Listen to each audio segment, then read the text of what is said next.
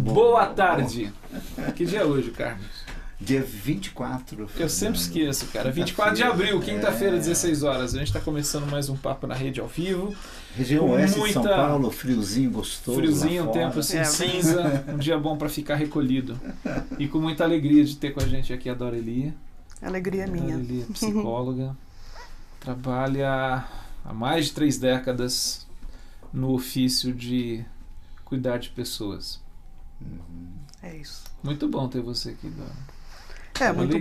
Muito bom para mim também, né, poder estar aqui e partilhando com vocês esse pão que a gente está comendo. A gente já começou. Às vezes a gente diz, já tivemos a sessão de fotos, que esses 30 minutos antes que a gente já conversou aqui, às vezes é o supra-sumo do que o pessoal não recebe. É verdade. Se você está ao vivo, manda a sua mensagem que a gente vai ler, faça a sua pergunta, a sua consideração. A gente tem uma certa reserva para ler críticas, né, Carlos? Estamos sendo muito sinceros. Crítica dói. Coisa boa. Então, mas enfim, se tem uma crítica, mande. A gente quer conversar um pouquinho hoje sobre Eu disse a ela que abracei a Dorali, Fala. que eu sei da Dora, agora sei que ela está em atividade há 35 anos, né, na área da terapia. Eu sei dela, sei de você há muito tempo. Né, mas ainda não tinha tido a chance e o privilégio de poder ficar tão perto e usufruir daquilo que ouço, né, da caminhada sua com muita gente boa, gente comum, né, gente amiga, nossos, né? Então, nossos amigos. Bem-vinda para esse tempo. Queria aproveitar, se você está vendo ao vivo, se você vê esse programa que depois vai ficar gravado antes do dia 16 de maio, falta menos de um mês. A Dora, ela faz uma série de encontros uma vez por ano, né, Dora? Uma vez por ano, esse daí é uma vez por ano. Dani, abre aqui, ó. Esse aqui é um folder do encontro que vai ter em maio, aqui em Vinhedo, a tirania do exílio de si mesma. É um workshop para mulheres, a linguagem é para mulheres só? Para mulheres, tá. A linguagem da alma feminina, a tirania do exílio de si mesma. E, bom, depois a gente passa um e-mail, enfim, você manda para cá um e-mail que a gente... Se você por acaso ver e estiver interessado, a gente informa para você o e-mail que você pode entrar em contato sobre esses encontros que a Dora realiza e que eu acho que são muito bem-vindos nesse Fernando, tempo que a gente Obrigado, Fernando. Posso começar? Go ahead, man. Vai. Não, nós estávamos aqui aquecendo, né? E eu fiquei com isso... Pegou fogo, cara. Com isso assim. Quando nós falamos de... Vamos pensar em um projeto de reumanização da humanidade, né? Ou de espiritualidades humanizadoras, ou de seres humanos melhores no sentido da sua própria humanidade. Isso só é possível acontecer com ferramentas colhidas no arsenal das religiosidades. Não Ou a necessariamente. humanização da humanidade, ela pode vir a partir de outras ferramentas também. Olha, eu acredito que não necessariamente está vinculada a alguma atividade religiosa, a humanização. Eu acho que pelo contrário, eu acho que a questão religiosa, muitas vezes, ela tem tudo para facilitar a humanização. Mas muitas vezes o que a gente vê é que ela dificulta, né? Agora, por quê? Para se humanizar, eu acredito que a gente precisa ouvir, vamos dizer, uma voz interna que quer se humanizar, não é? Que essa voz interna que está relacionado com aquilo que eu sou de fato, não é? Que quer se desaprisionar, né, das prisões que nós construímos, dos papéis que nós representamos, daquilo que eu faço, mas não gosto, daquilo que eu mostro que sou e não sou. Não é? Você estava falando, né, qual seria a demonstração desse distanciamento de mim mesma. Acho que um sintoma muito presente é a depressão. A gente pode ver uma linguagem mais poética de definição de depressão como a saudade de mim mesma. Né? Ou, né, é viver uma mentira sobre mim. Né? E muitas vezes a depressão ela tá relacionada com uma desvitalização. Ou seja, eu perco a força, né? Eu perco a força de alcançar o quê? Porque muitas vezes nós nos colocamos uma tarefa perfeita, do perfeito. E eu não vou conseguir atender isso. E nesse sentido que eu estava dizendo, essa dissociação da minha natureza humana, né? Daquilo que é possível para mim. Né? Porque muitas vezes a comunidade religiosa, e eu não estou dizendo só judaico-cristã, né? Ela faz com que eu me veja como Deus. Então, diante das minhas impotências, e olhar para si mesmo, já é uma tarefa de impotência, né? Eu vou buscar o quê? Um mecanismo de defesa correspondente a essa dor, que é a impotência, que é a onipotência. E não, eu acho que a humanização, né, saudável, que uma espiritualidade saudável nos chama, é aquilo que é possível. Eu gosto muito daquela fala de Paulo, né, que pela graça de Deus eu sou o que sou. Eu acho isso, nesse sentido, eu acho tremendo. Agora, essa graça é muito difícil a gente chegar na graça, porque nós não somos graciosos. Conosco mesmo, conosco né? mesmo, A partir de nós conosco mesmo. Né? Daí, né, como é que eu posso Daí ser a eu nossa mesma? Exigência para com o outro, inclusive, também, no que diz respeito a críticas, enfim. Né? E também por não ser gracioso comigo mesmo, eu tenho muita dificuldade para lidar com esse meu lado ruim, pecador, perverso. As fragilidades. Identificar isso. Isso. Eu não deixo isso vazar, porque quando vaza eu vou procurar alguma forma de me punir a mim mesmo. Exato. Por não ser gracioso e não compreender a graça na minha própria vida. Isso. E acho que a graça é aquilo que permite que me chama, né? Acho que nem é uma questão, né? Ela me permite também, mas é poder olhar para a culpa de uma forma real. É porque isso traz culpa. Acho que a culpa é o sentimento que está aí de não corresponder. Não é? Então, de olhar de uma forma mais amorosa, né? Trazer a culpa como algo que vai me restaurar, que vai me construir. Não é? E muitas vezes a gente usa a culpa apenas para se depreciar, desqualificar. Então, culpa e graça não combina, né? Por isso que o Paul Tournier tem aquele livro Culpa e Graça, né? Que é muito bom.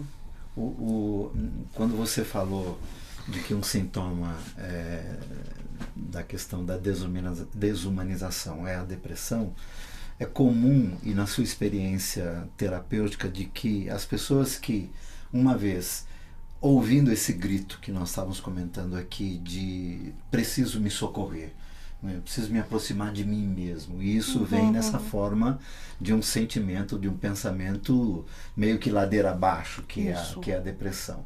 Quer dizer, essas pessoas, quando conseguem, por elas ir ajudadas, né, assessoradas, que é o que eu recomendo sempre, que elas sejam bem assessoradas, quando elas vêm para fora e para si, não é?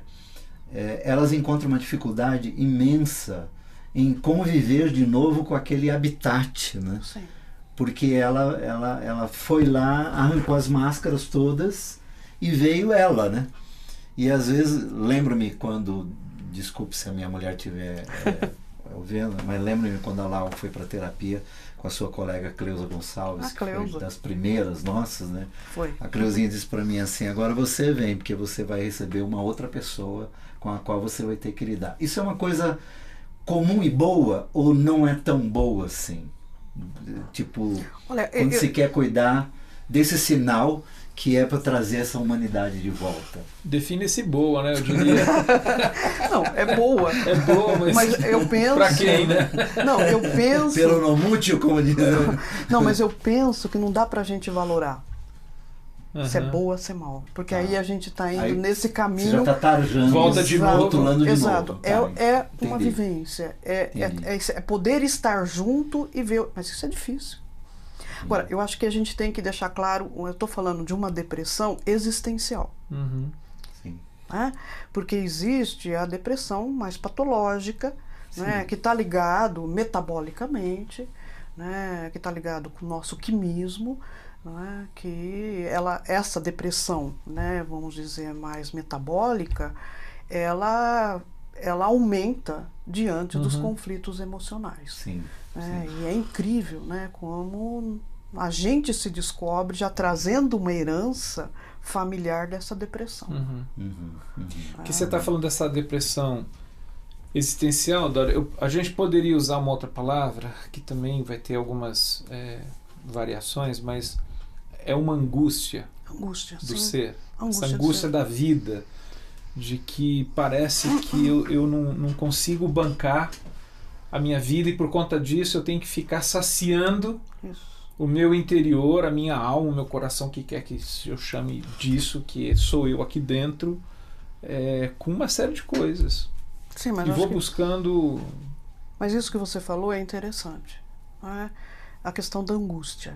Angústia vem da palavra em alemão, principalmente, né? Angst, que significa o quê? Finitude. É finito. Né? E muitas vezes essa angústia é diante do finito que eu experimento, diante de atender às expectativas dos outros. Ou atender às expectativas que eu construir, que eu tenho que cumprir em relação aos outros. Então, é uma demanda muito alta. A angústia. Tanto que a angústia, né, a expressão da angústia é um aperto, né? Um aperto no peito. É interessante que eu acho que a gente vive, ao mesmo tempo, que tem uma sociedade com tanto recursos, né, de comunicação, de ir para fora. A gente também vive uma sociedade que eu acho que enfatiza muito, Dora, essa questão da superação, né? Vá além, voe mais alto. Parece assim o lema da Olimpíada, né? Mais forte, mais alto, mais rápido. Quebrando limites, assim, olha, não existe finitude para você. Ultrapasse esse negócio de uma finitude. Isso não aumenta a nossa angústia de vida? Muito. Cara, tem um limite. Muito. Só acrescentando que nós, nesse sentido, criamos o que nós temos chamado de tiranias. Tiranias. Tiranias, é bem isso. Todas, né? Essas tiranias. Que exercem, né? sobre nós uma pressão de morte. Até, às vezes, né? E que a gente faz, né, das nossas tarefas, das nossas demandas na vida, como eu tenho que chegar no pódio. Eu tenho que... Isso é uma tirania muito grande. E pesa demais e cada vez mais essa coisa, que eu acho que a cultura americana tem muito, a coisa do loser. Muito. Você é um fracassado. Se você não chegou lá, você é um fracassado. E isso fica um carimbo. E assim, eu não quero viver essa experiência. Mas isso daí é uma tirania também, né? Porque você falou dos americanos. É verdade. Eles levantam, eles rotulam, mas eles lançam depois 10 livros, 15 livros de como superar isso. Né? Que são passos, lembra do... né? Que são receitas e vira uma tirania, porque você não vai conseguir. A Pequena Miss Sunshine, lembra do filme? Cada vez, isso, né? Exato, não dá. E com 7 bilhões de almas. Você lembra do filme Pequena Miss Sunshine? Putz, o pai, aquele filme é fantástico, né? O pai que dirigia aquela Kombi, ele era um escritor desses caras de 7 passos para o sucesso. E, o cara tava falido em vários sentidos, né? No relacionamento com a esposa, com os filhos, os negócios dele, os contatos aí para fazer curso e palestras, nenhum dava certo. O filme ele é muito desmascarador nesse sentido, né? Aquele... Agora, o Carlos está falando sobre... Ele introduziu o nosso papo depois que começou o programa sobre a questão da religiosidade, como que ela pode ser... Se há outros caminhos em termos de humanização e há... Agora, como, Dara, pensando assim agora em termos mais específicos, como que o caminho da espiritualidade ele pode ser um elemento que nos torna mais humanos e melhores humanos? Eu vejo como a própria palavra, né, espiritualidade, né, ela significa o quê? O exercício do espírito. Não é? Que, se a gente fazer uma leitura mais focada nesse tema, há muitas expressões disso, né? Quando, por exemplo, o salmista diz: assim como a corça sedenta busca água, assim a minha alma aspira por ti. né? Quer dizer, esse é o movimento da espiritualidade. Então, a espiritualidade em si não pode ficar num conceito. Ela é uma vivência, não é? Mas, para mim, a vivência da espiritualidade só é possível através da vivência da minha interioridade. Eu acho que existe interioridade e a interioridade, ela não é só, ela é com a espiritualidade. Ou seja, não existe espiritualidade sem interioridade. Sim. E vice-versa, é isso que eu quero dizer. Então, o que é a interioridade? A própria palavra também, é o exercício do interior, é o exercício do meu interior. Agora, o conhecimento desse meu interior, né, que biblicamente a gente pode dizer a alma, né? Esse interior que é o quê? Não é apenas o coração, né? É minha história, né? É minha identidade, é quem eu sou, né? O que eu carrego comigo, como é que eu funciono, né? Impresso na natureza humana. Né? Que a natureza humana, por si, ela tem toda uma identidade. E muitas vezes a gente se esquece disso. Nesse sentido, a figura do Deus encarnado em Cristo, assim, é uma resposta, né? É uma chave como hermenêutica para o entendimento de uma espiritualidade que se humaniza, né? Isso. Nesse sentido, eu diria assim, a proposta do Evangelho, que não necessariamente é a proposta dos evangélicos, mas a proposta do Evangelho, ela aponta para um Deus que vem, né, que encarna, né? E a partir daí se descobre toda uma possibilidade para se espiritualizar, né, a humanidade sem desumanizá-la. Não é? Pelo menos eu entendo que nesse sentido eu me sinto confortável assim, a fé que eu abracei, né, ela me responde desse modo.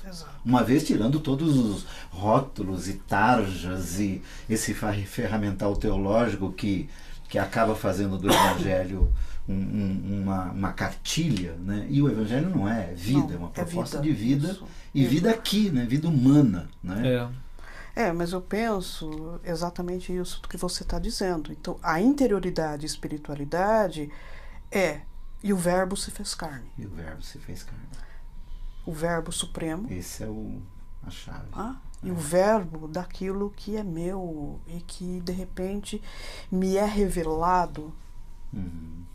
Se eu não o encarno, isso, para mim, é esse exercício da interioridade e espiritualidade. E aí não dá, Dora, não sei se assim, tipo, não dá para jogar nada fora no que diz respeito à humanidade, porque a nossa ideia, ligada também, Fernanda, às nossas religiosidades, é a da moral. E aí então, mas isso aqui joga fora. Não, isso aqui não pode nem pensar. Uma coisa estranha que passou pela minha cabeça, e eu que acho tem que a outra ver coisa diretamente com a minha humanidade, ela precisa ser, de alguma forma, escondida, né? E isso, nesse sentido, eu acho que a gente aproveita menos a proposta do Verbo, né? Isso. Que vira a gente, né? E essa é a experiência da espiritualidade, interioridade. Pensando nisso, você pode ver, por exemplo, né, que eu estava falando para vocês que diante dessa questão, o meu personagem favorito é Jacó.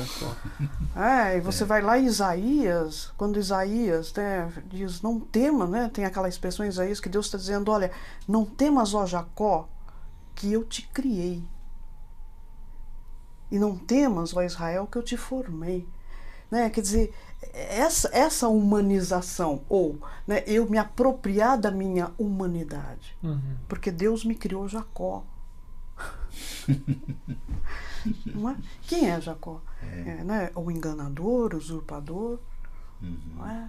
Que mostra esse lado da gente, né? Que é sombrio. E que Deus suporta, né? E que Deus suporta e Deus ama. Porque às vezes a gente é evidente que existe o aspecto da ternura. É a graça. Existe o aspecto da ternura de Deus. Mas às vezes, Dora, eu tenho a impressão de que a gente trata Deus assim, ele é melindroso. Se ele descobrir quem eu sou, ele vai ficar decepcionado. Não tem aquele livro do Filipe Anses, Decepcionado com Deus? Né? Talvez ele possa escrever assim, Deus decepcionado conosco. E eu estava pensando semana passada, eu acho que Jesus ele jamais diria para uma pessoa a seguinte expressão: esperava de todos, menos de você. Sabe essa coisa? Sim. Você me decepcionou. Não, a gente não é capaz de decepcionar Deus nesse sentido. Tanto que não diz que ele diz assim, que vieste fazer, amigo, quando Pedro beija-o, né? Ele chama de amigo. Judas, e aí pra mim não está sendo irônico, nem... Não, mas assim, tipo, eu sabia. Isso, eu né? sei. A minha humanidade e a sua, né? Dá essa como dizer, e também não tem aquele tom, né? assim, né? Você falou do Pedro, mas é Judas, você trocou quem dá o beijo, mas também em relação a Pedro, que é aquela coisa que ele já havia dito. Sim. Você vai pisar na bola essa noite, Pedro. E quando ele encontra, não tem nenhuma sombra daquela coisa assim, eu não te disse. Isso, não. Não. Aquele diálogo que ele tem com Pedro depois é assim de uma profundidade nessa questão, se ele vai para dentro, isso que você está falando, ele faz Pedro ir para dentro de si mesmo, encontra com você, Pedro. Sim. Não é? E eu achei interessante o que você falou, Pedro e Jacó, eles se correspondem. Eu né? acho que o Pedro é a versão neotestamentária de Jacó. Porque quando Jesus diz, Pedro, tu me amas, né? Ou melhor, você gosta, né? Não, você me ama, Senhor, eu gosto. Eu gosto. Você me ama, Senhor, eu gosto. Isso. Pedro, você gosta de mim? Isso. Senhor, tu sabes que eu sabe gosto. todas as então coisas. vai lá e cuida das minhas ovelhas. É uma afirmação no sombrio, né? Mas cheio de afeto, né? Isso. Porque, né, a nossa tendência humana, vamos dizer, é assim, aquilo que é sombrio, eu quero me livrar. Né? Por isso que a gente acaba vivendo uma vida fragmentada. Porque aquilo que não é bom, eu escondo, eu tiro. Só que, né, a gente vê muito isso na terapia, né? É o quê? Que aquilo que há de mais de valioso em mim, né, talentos, estão debaixo da minha sombra. Você acha que se eu me desfaço disso, eu também me desfaço desse talento. Você falou de uma fragmentação. A nossa mensagem, ela de certa maneira, quando eu falo a nossa, essa questão do anúncio do Evangelho e a proposta de Deus para a vida do ser humano, ela também não é fragmentada da seguinte maneira. Eu lembro uma vez o Karl Kepler, ele colocou de uma maneira que eu achei muito interessante, que ele diz o seguinte: nós anunciamos o Evangelho da Graça, e quando o cara se converte, a partir dali é a lei. É isso.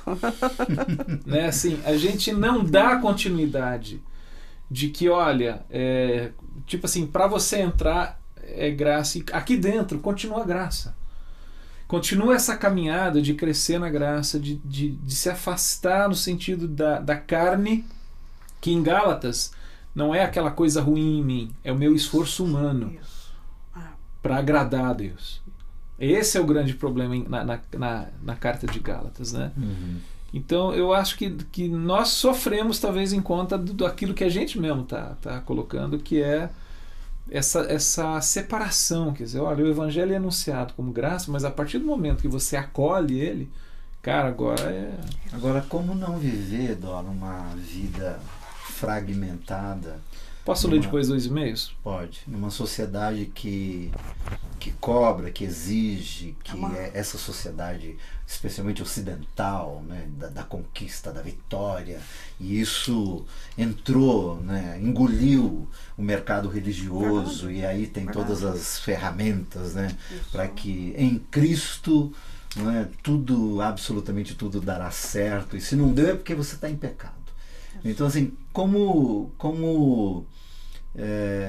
viver com uma humanidade não fragmentada, como evitar essa fragmentação? Eu penso, né, que a vida, ela vive nos trazendo, né, situações, eventos de chamada para olhar para dentro. Tá? Assim como com Jacó. Há uma noite escura na nossa vida. Muitas noites escuras. Né? E são nesses momentos de dor e sofrimento onde eu posso estar mais sensível a algo do que? Da minha interioridade, no sentido de eu me tornar mais inteira. Né? tornando-me mais inteira, eu estou mais, vamos dizer, protegida ou mais consciente daquilo que pode me fragmentar. E eu penso que a comunidade religiosa, a igreja, né, nessa demanda de ser uma comunidade terapêutica, ela deveria investir nisso. Nessa questão de olhar. Não, eu vejo a igreja, ela é ativista. São atividades, barulhenta, não tem esse movimento assim de vamos aprender, né? Eu acho que é toda uma pedagogia e muito tempo para chegar nessa estrada da alma, né? De olhar para si e se fortalecer. E por quê? Porque as fragmentações, elas vão dizer o que eu sou, o que eu preciso. A interioridade, essa intimidade comigo mesmo vai dizer, não, mas eu sei quem eu sou, e eu sei o que eu preciso, o que eu posso. E isso não tem prazo, não tem cronograma. Né? Não. Não tem... Agora, é um exercício difícil. Até porque traz muita solidão. Porque você sai do bando. Sim. E aí você passa por todo um conflito, né, de purgação, e você não faz parte desse bando, porque você é diferente. Nesse sentido, aquelas pessoas que eu costumo chamá-las, digo assim, carinhosa e ao mesmo tempo como um desejo de cuidado, as pessoas que não dão certo. Né? Você tem um contingente de pessoas que aparentemente deram certo. São os bem-sucedidos. São bem-sucedidos. Mas tem aquelas pessoas que não deram certo. Estas, então, sentem-se ainda mais solitárias e mais desprotegidas, porque os referenciais que aparecem nas comunidades é dos caras que deram certo. O marido maravilhoso, a esposa maravilhosa, os filhos belos, os contextos, né, de ganhos, de vitórias, né, e tem aquele contingente de gente que, eu não dei certo. Nesse sentido, o Filipenses diz, ele acho que é uma maravilhosa graça que ele escreveu. Ele diz assim, para ele o melhor modelo do que uma igreja poderia ser é o grupo lá são os Alcoólicos Anônimos. Né? Que é os caras que chegam lá assim, tô aqui porque eu tô falido. Não consigo lidar, algo que me oprime, algo que me quebranta, e eu tô procurando ajuda aqui. E esse reconhecimento assim, hoje eu não pisei na bola. Só por hoje. Hoje eu não pisei na bola. Mas é uma longa caminhada. E é de todo dia, né? Que bom, né? Que se as nossas comunidades religiosas pudessem ter esse acolhimento dos AA, né? Porque somos iguais. Deixa eu ler duas perguntas que chegaram. A primeira é do Jonadab, que está dizendo aqui: olá, meus amigos, isso de conquistar não está muito forte dentro de nossas igrejas, mesmo aquelas igrejas que não são alguma coisa. Isso aí, Jonadab. O Davi Gomes, lá de Serrinha, na Bahia, ele está colocando aqui: amados, boa tarde, graça e paz. Esse rumo traçado por alguns formadores de opinião e até legisladores, que proíbe aos pais dar limite aos filhos, não concorre, até empurra as futuras gerações para a depressão por ausência de valores e princípios sadios? Pergunta que o Davi está falando. Talvez nessa relação pais e filhos, estabelecimento de limites, enfim. Como que é a sua experiência, Dora, no sentido assim, de lidar talvez com você lida com adolescentes, você lida com pais, você observa a sociedade? Família. Especificamente essa questão que ele está colocando. Eu penso que em relação aos filhos, vamos pensar as crianças principalmente, adolescentes também, há uma necessidade dos limites. Eu acho que o que é questionável é a forma como esses limites são colocados. Agora, as crianças, principalmente, para a sua formação, elas pedem limites. Elas pedem. É uma demanda da criança. É uma demanda. Né? Tá aí a importância, a partir de 2 anos de idade, a importância da disciplina. Agora, né, essa como disciplina, você vai exercer essa disciplina? Como você vai exercer? Que pode ser de uma forma construtiva, mas também pode ser de uma forma destrutiva. E Paulo fala isso, né? Paulo Interessante fala. A sabedoria que Paulo fala. Pais, disciplinem seus filhos, mas não a ponto de desanimá-los. Né? Isso. Quebrar o espírito da criança. Não esmague, não esmague não esmague essa semente que está aí. Mas me fala mais de Jacó. Porque assim, quando eu te falo assim, fala mais, eu sou encantada, né? Também sou. Eu acho que o Carlos, a gente já conversamos bastante sobre Jacó. Eu também. Tem uma música do Stênio que é linda, né? O Stênio tem umas coisas sobre Jacó, que é impressionante, que é essa coisa que é assim. Aliás, a fala, se não me engano, da canção é de que vença o mais fraco. Que vença o mais fraco. Ele faz esse jogo de palavra porque o ditado popular é que vença o mais forte. E na disputa que ele entra ali com o anjo do Senhor olha, que vença o mais fraco. E foi quem venceu, né? Sim. O Jacó saiu vitorioso, mas aí ele sai mancando, mas sai bem acompanhado. Ferido por fora, mas curado por dentro. Pelo menos assim, ele experimentou um processo de cura de alguns aspectos da sua vida. Me parece que o principal é esse, assim, o reconhecimento do nome. Mas é interessante isso que você diz, né? O nosso olhar é a dizer assim, bom, depois daquele momento, ele experimentou a cura. Não, eu não vejo assim. Ele, como se diz, ele experimentou a possibilidade, o início de algo acontecendo. Né? Porque voltando, se abriu para. Porque se você pega, né, o evento, primeira coisa, qual era o momento de vida de Jacó? Jacó estava em fuga. Ele estava fugindo do irmão, mas ele estava fugindo de uma atitude, de uma ação que tinha a ver o quê? Com as relações familiares. Ele era um filho da mãe. Jacó era um filho da mãe, ele era protegido dessa mãe, né, até o fim. Então ele estava fugindo. Né? Como o exercício do próprio nome, usurpador e enganador, quando ele sabia que Esaú estava se aproximando, o que ele fazia? Ele mandava presentes. Então, ou seja, todas as manobras de sedução... Primeiro, né? Exato. Crianças e mulheres primeiro. Não tá afundando o navio, não, cara. Eu tô para ser morto pelo meu irmão. Exato, bem isso. Né? Mas, ou seja, essas manobras que nós fazemos de sedução. Não é? Aí chega um momento em que, olha, faliu tudo. Todos os recursos agora não são mais suficientes. Teriam outros recursos? Teriam. Mas algo acontece ali que ele fica só. Ele atravessa o val de Jaboque. E atravessar o val dentro de um símbolo importante é que o val significa quê? Um local que você atravessa para transformação. Né? Então, uma travessia. Uma travessia para transformação. Mas ele fica só. E acho que isso é muito importante, porque nós nos escondemos por detrás de pai, de mãe, de família, de mulher, de filhos, né? Do sistema, do governo, nós nos escondemos por detrás. E ali ele ficou só. Né? E é noite. Né? A noite é onde nós não temos a dimensão do que está à frente. Não temos a dimensão da luz. E os demônios todos acordam. Sim. Os nossos. Sim, né? Tanto que chega ali um anjo e que o leva a ter uma atitude que até então ele nunca teve. Né? Que eles lutam, mas o anjo diz, olha, tá amanhecendo, eu vou embora.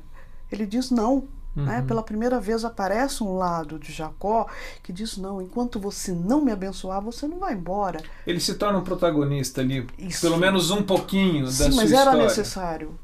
Porque a tendência dele é desistir. Ele começa a reassumir ali. Isso. Ele diz, não, peraí, eu quero alguma coisa. Não é? Talvez isso tenha a ver com a narrativa dele, com essa questão assim de... Aí a narrativa familiar, desse camarada que foge de casa para não ser morto. Sim. Era o protegido da mamãe. Isso. Todas essas coisas que levam esse camarada a não ser aquele assim, Jacó, persiste. Não, cara, eu já logo desisto. Isso.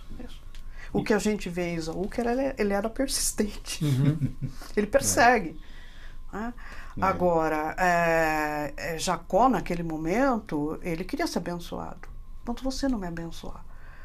E é interessante que o anjo não pergunta para ele que bênção você precisa, qual é a bênção. Não, o que ele fala? Qual é o teu nome? Reconheça-te. Reconheça-te. Quem é você? E o nome, ele transmite isso, ele transmite a relação familiar, ele transmite a minha identidade, ele transmite quem eu sou. Né? O que de mim está construindo esse nome. Né? E para mim, naquele momento, é o momento da confissão. E acho que isso, né, na terapia, isso acontece, em momentos, eu acho que não precisa estar em terapia, mas esse momento da noite escura, onde eu posso confessar para mim que é isso. Eu sou Jacó. Interessante que nessa história, eu sou usurpador. Me parece que essa é a bênção de Deus para Jacó. E aí, rapidinho, dizer né? seu nome. Aí, rapidinho, né? Ele, né? O anjo se despede, ele vai, por isso que eu digo, ele vai e segura as vestes. E diz assim, não, dá-me a saber o teu nome. E o anjo diz, por que quero saber meu nome? Eu acho isso fantástico. Porque mostra essa tendência que nós temos na fuga desordenada da gente, de si mesmo, de sermos controladores. Você perguntou meu nome, mas agora eu quero saber o teu. Como se saber o nome, isso na mitologia grega é isso, você saber o nome, você tem o poder sobre. Exerce domínio. Você exerce domínio, né? E o anjo dá uma resposta que eu acho assim, por que você quer saber? Ou seja, o que você tem com isso? Né? Não te interessa. Ou seja, volta para você. Você tem um problema. Aqueles caras do viu, Isso, você tem um problema. Aqueles camaradas do Areópago, quando Paulo está lá, então pelo menos eles estão muito sinceros, nesse sentido assim, nós cultuamos um Deus aqui que a gente sequer sabe o nome dele. Nós não controlamos ele. Isso é verdade. Mas é bom adorá-lo, porque vai que um dia ele dá uma chibatada. Né? Mas é interessante essa coisa do nome, que eu não tinha metido. Você dá um poder, né? O Dora, nessa olhada para os patriarcas, né? Abraão, Isaac, Jacó, a gente está focando Jacó, mas ele é a ilustração dos outros patriarcas todos sim. e dos outros tantos personagens da narrativa bíblica que, na maioria das vezes, os devotos idolatram, né, divinizam, né, tornam estes como modelos. Por exemplo, nós falamos da mãe, né, da Rebeca, e você falou que ele é filho da mãe, né? E é interessante como... Não, eu falei filhinho da mamãe. Filhinho da mamãe, né? E eu falei filho da mãe. Filho da eu mãe. falo filho da mãe. As narrativas, que é uma coisa linda das escrituras e que é, para mim, onde ela se torna, para mim, palavra de Deus, né? Porque ela registra estas ações dos humanos. Tipo, é uma Rebeca que trama. Trama como uma mãe que definitivamente adotou um dos meninos dela como seu favorito. E isso é deplorável, vamos dizer assim, para o coração de mãe. Né? Mas tá lá. Né? É uma Joquebede que inventa uma história que mente pra caramba, entendeu? Para poder ficar do lado do filhinho dela e protegê-lo enquanto ele crescia em terra hostil. Né? E a narrativa bíblica, ela não esconde, né? Como não esconde de Pedro, nem de João, nem de Davi, Paulo, né? Nem de Davi, Moisés. nem de ninguém, nem dos anjos.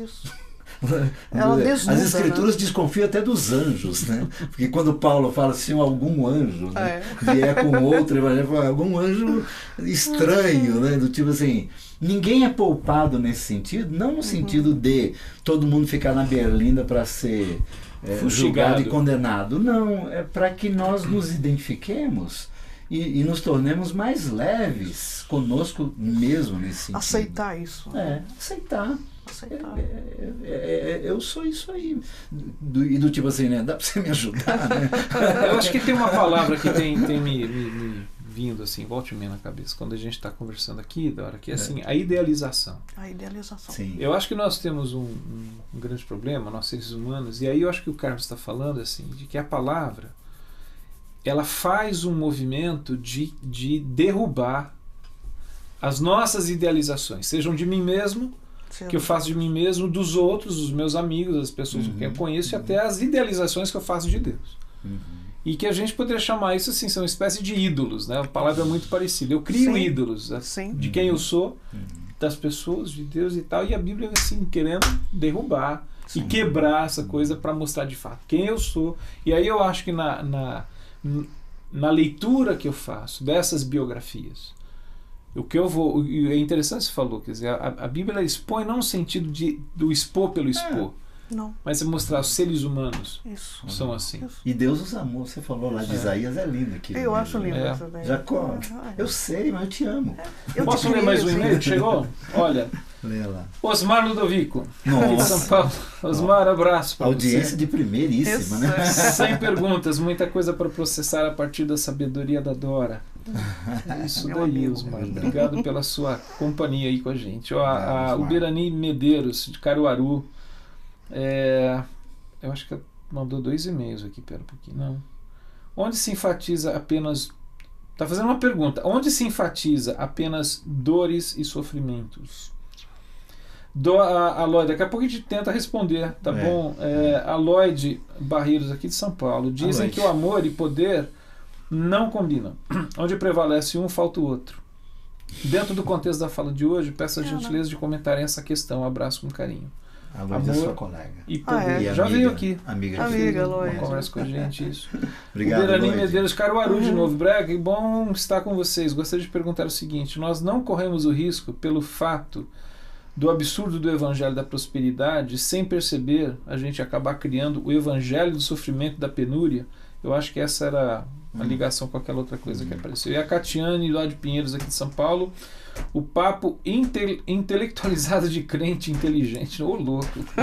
Estou adorando. Fernando, forte abraço e beijo, carinho de todos nós. Rafa, Pedro, Zeca e Cati. Cati, um abraço para você Obrigado. também. Saudade de você. Obrigado. Mas não é intelectualizado, não. A gente está tentando só conversar. Bom, a Lloyd colocou essa questão ela colocou a questão do amor e poder, né? Amor e poder. Que não combina, e o Birani falou dessa coisa. E eu ia até colocar essa coisa do não ir para o outro extremo, né? De vivermos esses processos de autocomiseração, né? Então essa coisa assim, a síndrome de Hard, talvez, Deus, vida. Deus, vida. Azar. Azar, tipo, ou o Paulo, né, que diz, né, quão miserável que eu sou, que essa coisa de ficar insistindo também nesse estado, né, de penúria, né, e nunca ser resgatado para um estado de liberdade, de leveza, e lidar, né, com essas situações à medida que elas chegam, e não ficar com predileções para a dor também, né, nesse sentido, né. Bom. Eu acho que falar do o sofrimento, ele existe, né? O sofrimento, ele é inerente à minha natureza. O sofrimento, ele tem uma função, né? Agora, depende do que as pessoas fazem com o seu sofrimento. Eu não consigo ver essa comparação de olhar ali, né, todo esse evangelho da prosperidade e caminhar para um de lamúria e tal, né? O que eu vejo é que o evangelho da prosperidade, essa superação, é o tudo posso. Né? E aí entra essa questão do poder. Né? Que eu acho que esse eu tudo posso é a questão do poder. Isso me dá poder. Se eu posso tudo porque Deus me ama, eu já ouvi muito isso, né? Eu sou especial de Deus, portanto Deus vai me dar todas as coisas e eu me torno uma pessoa cada vez mais poderosa. Então hoje o que eu vejo nesse sentido, as pessoas estão em busca do quê? Do poder muitas vezes, e não do amor. Não é? Então o sofrimento, ele existe. E acho que o evangelho, vamos dizer, da prosperidade, ele nega o sofrimento. Eu não posso ter sofrimento, né? Porque Cristo já levou tudo na cruz. Aliás, uma das igrejas tem como lema: pare de sofrer. Pare de sofrer. Né? Agora, o que o sofrimento faz? Eu concordo. O sofrimento, muitas vezes as pessoas fazem do sofrimento, elas são vítimas, né? Entram na vitimização.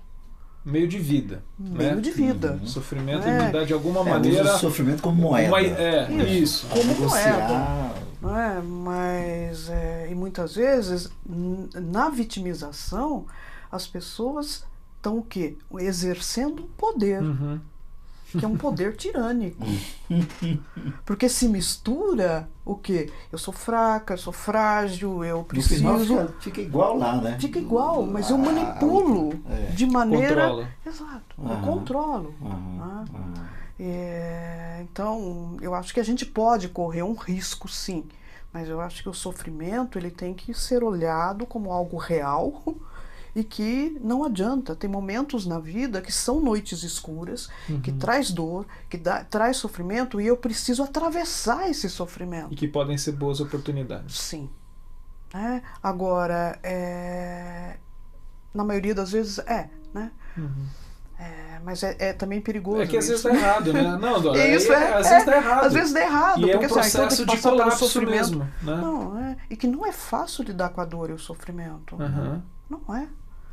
Não é, principalmente numa... E assim, há dores inexplicáveis, né, Dora? Na minha opinião, né? Dores inexplicáveis. Você vai explicando, vai entendendo, chega uma hora que você chega na noite. Na noite. Na escuridão. Sim. Assim, e acho que tem um mistério do sofrimento. Acho que o sofrimento ele nos leva mais profundamente a um mistério, e um mistério da nossa própria gênese. Sim. Parir é dor, né? E quando se fala em mistério, não se fala em solução, né? Não. Quer dizer, é lidar ou conviver, talvez, melhor dizendo, por aquele tempo, né? Como diz Osmar, que está nos ouvindo, os mistérios estão nas profundezas. Isso, nas águas profundas. Deixa eu só, a Luciana Rocha mandou um abraço pra gente aqui, ela é de Santos, está assistindo o programa. O Manu, Luciana, aqui de São Paulo, mandando um abraço também, dando umas espiadas no programa. Rudemar. Opa. Um beijo. Rudemar está em Osasco, está dizendo: olá amigos, gostaria de comentar o significado da mudança de nome de Jacó para Israel. Abraços. E aí? Enganador, né? Para príncipe. Emblemática, né? Não só a de Jacó, mas as outras mudanças de nomes, né? Que Deus promove, né? Ou o próprio Cristo também, né? Promove, né? Nesse contexto. Eu acho uma coisa emblemática, né? Agora, Israel significa o quê? Príncipe com Deus. Ou seja, o príncipe que tem a ver com esse coroamento, né? E nessa expressão em Isaías, Israel é formado a partir de Jacó, né? Que é a honra, né, que existe nesse, vamos dizer, nesse crescimento, nessas transformações que vão ocorrendo na vida de Jacó. E nas admissões, né? E nas admissões, na humanização. Porque talvez se a pergunta, qual é o seu nome? Se Jacó tivesse mais uma vez, porque a gente estava falando isso um pouco antes, que é interessante, porque Jacó resiste a dizer o próprio nome. Na narrativa de Gênesis. Ali parece que aquela hora assim, qual é o seu nome? Se ele resiste, aí é o famoso ser, mas eu tenho a impressão de que assim, se ele não fala o nome, ou se ele diz, eu sou filho de Isaac, e inventa uma saída, talvez ele não recebesse. Agora então você vai ser chamado Israel. Então é uma transição. É uma transição. A partir de uma confissão. Isso. Eu sou o Jacó mesmo. Isso. Então, mas agora você não é mais. Não é mais só esse nome. Você também agora tem esse nome aqui. E eu vejo também como Israel como aquilo que é de honra, né? Aquilo que eu estava dizendo agora há pouco, né? Aquilo que está escondido na minha sombra.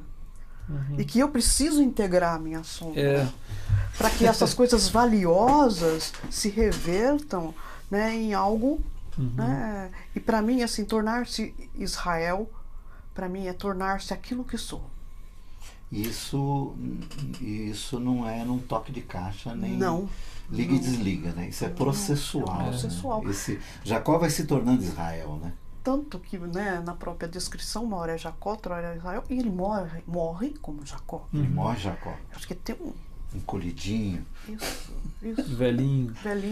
Que sabe morrer, por né? Isso que eu acho que Pedro por isso que eu acho que Pedro é o nosso Jacó nos tempos de Jesus, porque é interessante assim que Deus chega, que essa coisa, que chega na sombra, né, Dora? Quer dizer, é no nome Jacó que significa usurpador, enganador, enfim, é o cara que eu penso em mim mesmo em primeiro lugar.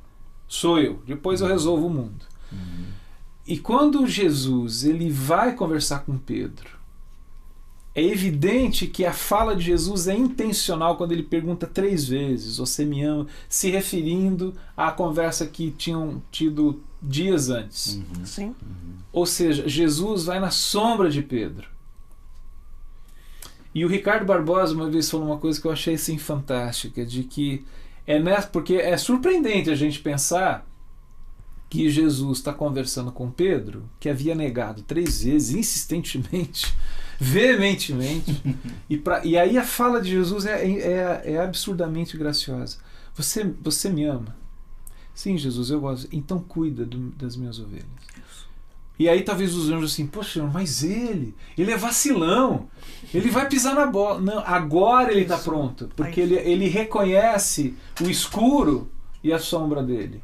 Então agora ele pode ser pastor das minhas ovelhas. Senão ele seria um tirano. E é interessante assim, Jacó, agora você pode ser príncipe comigo, porque você reconheceu a sua escuridão. Sim. Tanto que ele, como um bom hebreu, né, ele constrói um altar, dá um nome para aquele lugar, porque aqui eu estive face a face com Deus. E a minha alma foi salva, né? O que é esse face a face, né? Eu só posso estar face a face com Deus e se essa eu consigo dimensão comigo da mesmo, salvação, né? O que é essa salvação? De alma. E tem tanta coisa que essa de salvação. alma. Mas assim, todas as vezes que diante de Deus nós dizemos, Senhor, eu sei que sou, Deus diz tu és, né? Essa coisa do, não é? Quando eu digo assim, tá, ok, é isso aí. Então agora tu és. Tu és. E quando o tu és é dele, né? Aí é uma outra história. Né? Quando é ele que diz, né? Quando é ele que diz, né? Quando é ele que diz. Dora, eu acho que não chegou mais um e-mail. O Carlos falou assim no começo, não, vamos aproveitar que a Dora tá aqui, vamos. Eu falei, não, vamos nada, porque a gente quer uma data com você no segundo semestre. Onde puder. E a gente continua falando sobre outra coisa. Eu queria te agradecer. Eu, Carlos, o pessoal que está aí. Agradeço a todos. Te agradeço a você por você ter aberto esse espaço na sua agenda, numa quinta-feira à tarde, para poder estar aqui com a gente. Foi muito legal. É o tipo de programa que a gente depois assiste para ficar assim pensando. Eu acho que o que o Osmar falou, né? Tem que processar. Tem que processar. Algumas coisas e considerar. Mas muito bom ter você aqui. A gente agradece. Seja sempre bem-vindo. Eu agradeço. Eu gostei porque eu vou encerrar. É uma expressão que eu uso muito, essa que você diz que também gosta, que é do voltar para casa. Para mim, não há coisa mais deliciosa no Evangelho do que esse termo. Volta para casa. Volta para casa. Toma a tua cama, não é? Isso. Pega a tua vida. Levanta e anda. Não terceiriza. Não terceiriza. Entendeu? E volta para casa. Isso. Maravilha. Pessoal, até a próxima quinta, se Deus permitir, evidentemente. Vamos lá. Tchau, gente. Obrigado pelo seu. Obrigado, trabalho, Daniel, pelo mais seu uma serviço. vez. Obrigado, Dora. Obrigada a vocês. Que bom. Um abraço. Tchau.